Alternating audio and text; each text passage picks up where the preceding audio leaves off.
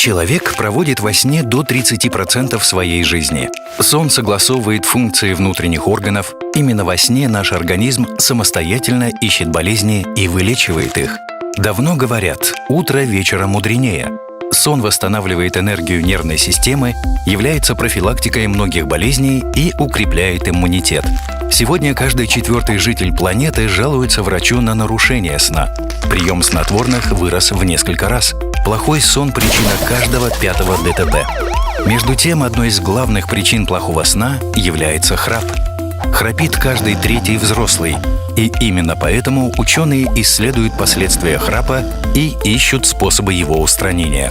Представьте, храпящий человек, сам того не замечая, как бы просыпается во сне до 500 раз. На протяжении ночи сердечно-сосудистая система испытывает непрерывные стрессы.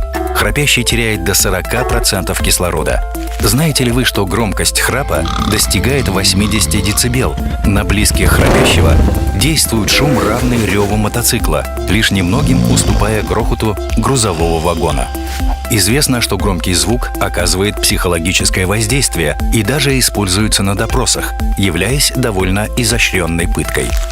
Храп – тяжелейшее испытание для близких. У женщин, чьи супруги храпят, развивается снижение слуха, повышенное давление и депрессия. Храп ежедневно отнимает у семьи 2-3 часа сна, а в неделю – это целая ночь.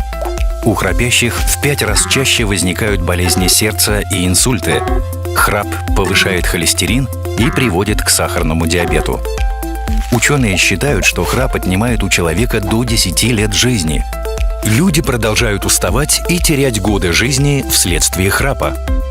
Между тем, развитие технологий, а также современные исследования уже предоставляют различные способы его устранения. Многие из ваших близких продолжают храпеть. Помогите им узнать больше, поделившись с ними этим роликом.